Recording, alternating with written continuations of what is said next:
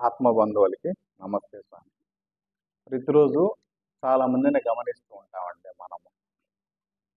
వాళ్ళు చేసుకోగలిగిన పనులు కూడా ఇతరుల మీద ఆధారపడి జీవిస్తూ ఉంటారు.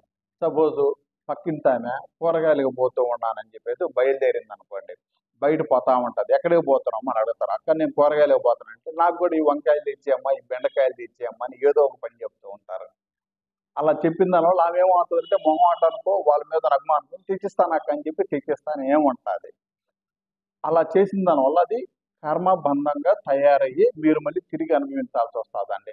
అలా కాకుండా ఉండమ్మా నేను కూడా వస్తాను నీతో కూడా అని చెప్పేసి ఇద్దరు కలిసిపోయినారు అనుకోండి, ఒకరికొకరు తోడుగానే ఉంటారు, మాట్లాడుకుంటూ పోయేసి ఎవరికి ఏం కావాలనో నచ్చినోటిని ఆ షాపుల నుంచి తెచ్చుకునేటందుకు అవకాశాలు ఉంటాయి. అలా కాకుండా ఎప్పుడైతే వాళ్ళ మీద ఆధారపడతారో వాళ్ళకి మీరు ఖచ్చితంగా రుణం అనేది ఉండేటందుకు కూడా అవకాశాలు ఉంటాయి.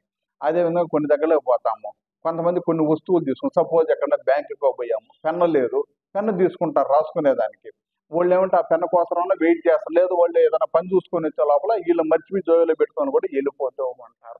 వాళ్ళు మళ్ళీ పెన్ను కోసం ఇంకొకరిని అడుక్కుంటూ ఉంటారు. అదే విధంగా ఇతరులు కూడా చాలా మంది కూడా చెప్పి మోసం చేస్తూ ఉంటారు.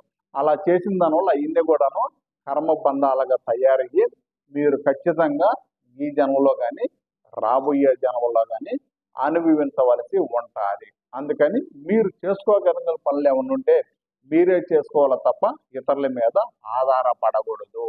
ఎందువల్ల చెప్తున్నానంటే ఒక స్నేహితుడంట పక్క స్నేహితుడి దగ్గర సంచి ఏదో చిన్నది నిందంట, అతని దగ్గర నుంచి మొయిపిచ్చి తీసుకెళ్తా ఉంటాడంట. ఒక స్వామీజీ చూస్తాడంట, దానిని పిలిచి అడుగుతాడు, ఏం నీ సంచి అతని దగ్గర ఇచ్చావు అని అడిగితాను. నా స్నేహితుడు గురువు గారు అతను తీసుకొస్తాడులే అన్నాడంట. అతను చెప్తాడంట కళ్ళు మూసుకొని దివ్య దృష్టి చూసి, ఇప్పుడు నువ్వు చిన్న సంచిని నువ్వు మొయ్యగలిగినటువంటి శక్తి నీకుండి కూడా నీ స్నేహితుడి దగ్గర మొయ్యిస్తూ ఉండవు. నువ్వు రాబోయే జన్మలలో అతని దగ్గర కూలీగా చేరి అతని బీపు బస్తాలు లాంటి మొయ్యి వాళ్ళతో వస్తుంది, జాగ్రత్త అని చెప్తారంట. అమ్మ తప్పు అయిపోయింది గురువు గారు అని చెప్పేసి ఆయన పాదాలకు నమస్కారం చేసి ఆ స్నేహితుడి దగ్గర సంచి తీసుకొని అప్పటి నుంచి ఆయన పనులు ఆయనే చేసుకోవడం మొదలు పెడతాడంట.